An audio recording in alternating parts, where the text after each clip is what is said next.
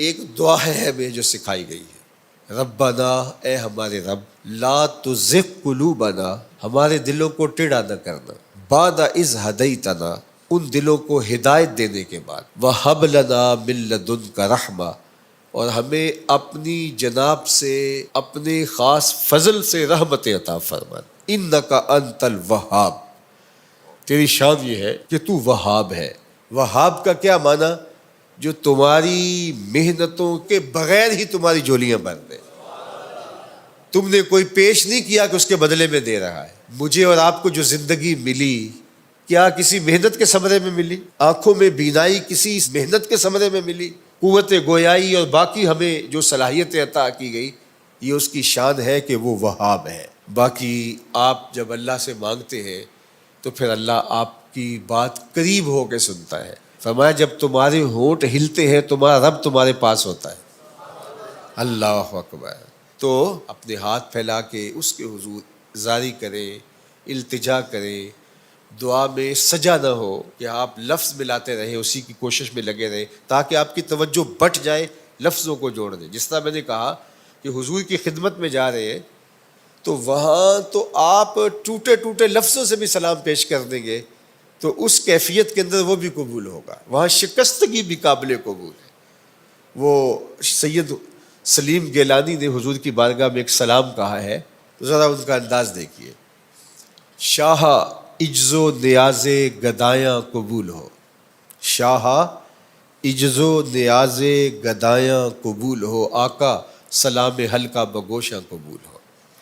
اب ذرا دیکھیے وہ کیفیت جو میں نے عرض کی، لفظ ساتھ چھوڑ گئے گنگ ہو گئے، لفظ ساتھ چھوڑ گئے گنگ ہو گئے، بے ربطیے نوائے پریشاں قبول ہو، بے ربطیے نوائے پریشاں قبول ہو، ساری دعائیں سیل تجلی میں بہہ گئیں، ایک اشک لرزاں ہے سر مژگاں قبول ہو۔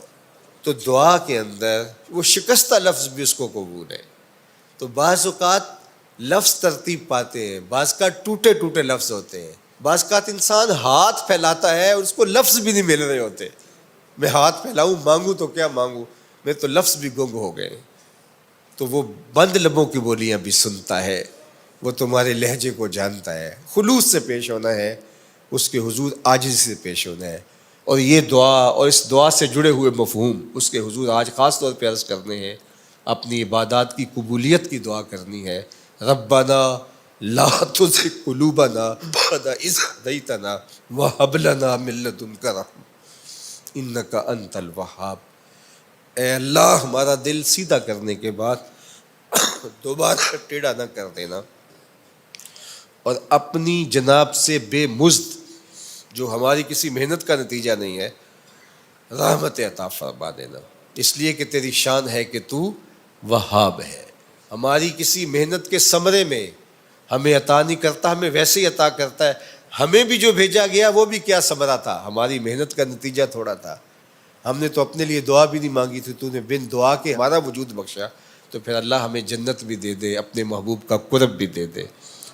اور اللہ سے جو مانگو وہ عطا کرتا ہے۔ جب مانگنے بیٹھو تو چھوٹی سے چھوٹی چیز مانگو، بڑی سے بڑی چیز مانگو، جوتے کے تسمے سے لے کے جنت تک اس سے طلب کرو، وہ جھولیاں بھر دے گا، وہ کرم کر دے گا۔